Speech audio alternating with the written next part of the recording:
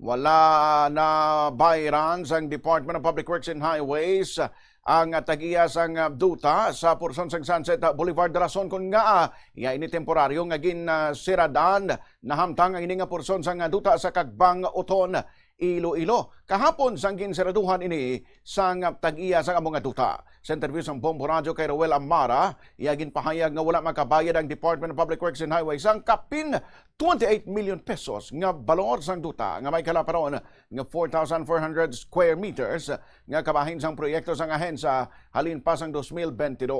Suno sa iya mayara sila sang nangin kasugtana ni Anay Regional Director sa Niboy Oropel sang Enero 2025 nga padayunon ng konstruksyon sa bahin sang duta apisan nga wala pa sang pondo ang ahensya. Pahayag niya, naghatag sa sang deadline tubtob Disyembre 2025 agon makabayad ang ahensya apang wala gid ini natuman. Nagtingwa man siya nga magpakigangot sa DPWH sang Marso sa mga tuig. Kagin pahibalo nga mayara na sang pondo ang ahensya apang ginahulat pa lamang ini nga ma-release. Bangod sini naghatag sa sang dugang nga 60 kadlaw agod matuman ang promesa sang ahensya. Matapos ang 60 kadlaw, ginpasirado na ni Amara ang porson sang dalan sa Sunset Boulevard hapon sa Mayo 31.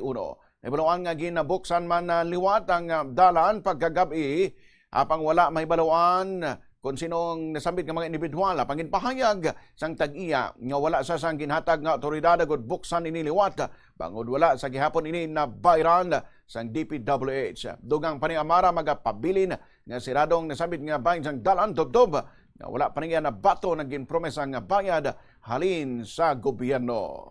Ang main reason nga ginpasira ko kay ang DPWH, wala ako nila ginbayaran sang just compensation sa ginkuha nila nga parcel sang property sa dira sa Kagbang Uton.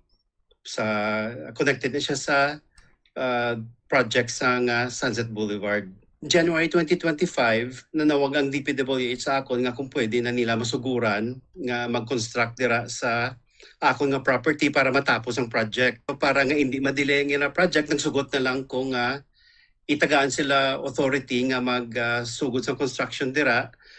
Pero ma-execute kami sang contract nga ibayaran nila ang ginkuha nila nga portion by December 31, 2025.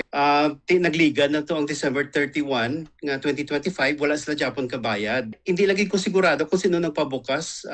It could be ang mga barangay officials or ang PNP or kung sino lang to, no? Pero ipasira ko na liwat kay amo ganing again barricade dira kay wala kabayad ang DPWH.